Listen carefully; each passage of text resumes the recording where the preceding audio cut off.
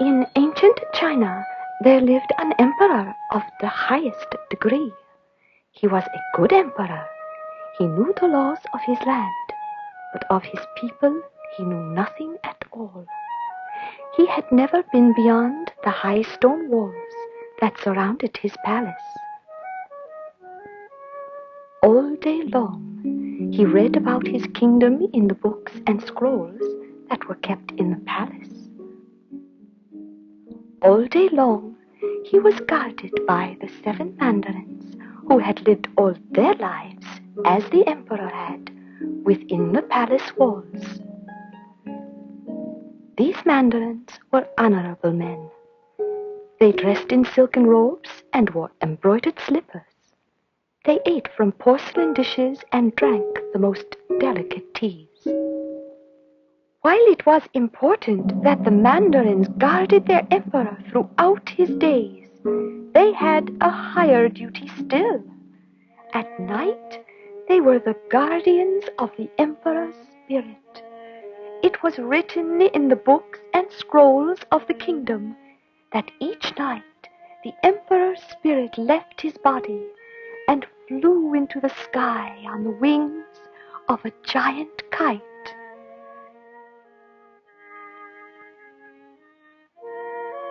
The emperor and the 7 mandarins believed that what was written in the books and scrolls was true. Each mandarin took turns flying the emperor's kite through the long, dark hours, keeping it high above the terrors of the night. The emperor's kite was a giant dragon. Its body was gilded with gold. Its tail was of silk with colored tassels. It would dip and soar and crest the currents of air like a giant serpent in the wind.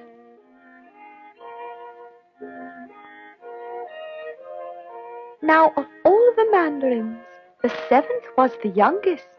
He was also the most simple.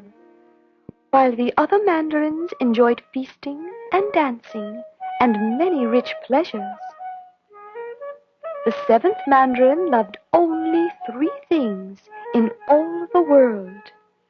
He loved the emperor, the books and scrolls of the law, and the emperor's giant kite.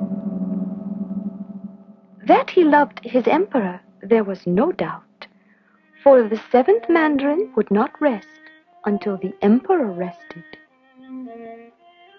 That he loved the books and scrolls, there was also no doubt. Not only did the 7th mandarin believe that what was written was true, he also believed that what was not written was not true. But more than his emperor, and more than the books and scrolls of the law, the 7th mandarin loved the emperor's kite, the carrier of the emperor's spirit. One night, when it was the 7th mandarin's turn to fly the emperor's kite, the sky was black with clouds. A wild wind blew through the kingdom. The 7th mandarin had never seen such a wind. He was afraid to fly the kite, but he knew he must. For it was written that if the kite did not fly, the emperor's spirit would be in danger. He fearfully sent the kite into the stormy sky. The minute the giant kite swam into the sky, it began to rage and strain at the string. It twisted and turned and dived and pulled. The wind gnawed and fretted and goaded the kite, ripping at its tender belly and snatching at its silken tail. At last, with a final snap, the precious kite string parted. Before the 7th mandarin's eyes, the king's kite sailed wildly over the palace spires, over the roofs of the mandarin's mansions. Come back, oh magnificent windbird," cried the 7th mandarin. "Come back with the Emperor's spirit, and I will tip your tail with gold and melt silver onto your wings. But the kite did not come back. The seventh Mandarin ran down the steps. He hid his face so that no one would recognize him. He ran through the echoing corridors, past the Mandarin's mansions, and for the first time, through the gates of the high palace walls. He ran past the neat houses of the merchants, past the tiny homes of the workers, past the ramshackle, falling down huts and hovels of the poor. At last, above the hills that marked the edge of the kingdom, the seventh Mandarin saw something flutter like a wounded bird in the sky. He ran and ran until he came to the foot of the mountain, where he found the Emperor's kite. What a terrible sight met his eyes. The wings of the dragon were dirty and torn. The links of its body were broken apart. Its tail was shredded and bare. It would never fly again. The seventh Mandarin feared for the life of his emperor, for if the emperor's spirit had flown on the wings of the kite, the emperor must surely be dead. He gathered the kite in his arms and began the long, slow journey back. He carried the emperor's kite past the canals and the ramshackle, falling down huts and hovels of the poor. As he passed with the broken kite in his arms, it came to him that he had never read of such things in the books and scrolls of the kingdom. Yet the cries and groans he heard were not made by the wind. At last the seventh Mandarin entered the courtyard. He climbed the stairs to his chamber and placed the broken kite on his couch. Then he sat down and waited to hear of the death of the emperor. Soon all 7 of the mandarins were called to the emperor's chamber. His face was pale and still. I have killed my emperor, thought the 7th Mandarin. But slowly the emperor opened his eyes. I dreamed a dream last night, he said.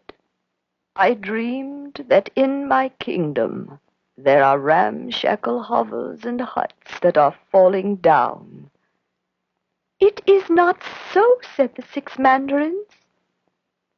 I dreamed that in my kingdom there are people who sigh and moan, people who cry and groan when the night is dark and deep.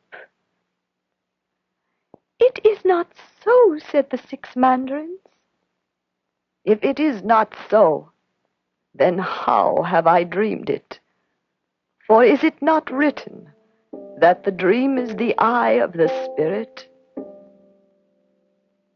And if my spirit was flying on the wings of my kite, and these things are not so, then how did my dream see all this? Then the 7th Mandarin spoke.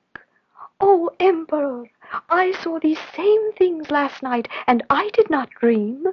The wind was a wild, mad beast. It ripped your kite from my hand. The kite flew to these same huts and hovels of which you dreamed. As I followed the kite, I saw and heard many who moan and sigh, who groan and cry beyond the high palace walls. There are many, although it is not written in any of the books or scrolls of the kingdom. It was death to fail the emperor. It was death to damage his kite. It was death to say that what was not written in the books or scrolls was so. Then the emperor spoke. For 3 reasons that you already know, you deserve to die. But for discovering the truth and not fearing to reveal it, you deserve to live. That very night, the emperor and his 7 mandarins made their way to the mountain at the edge of the kingdom. There they buried the emperor's kite with honors. The next morning, when the kingdom awoke, the people found that the high walls surrounding the palace were being removed. From that day forward, the emperor rode daily with his mandarins through the kingdom. He met with his people and heard their pleas. He listened and looked as well as read.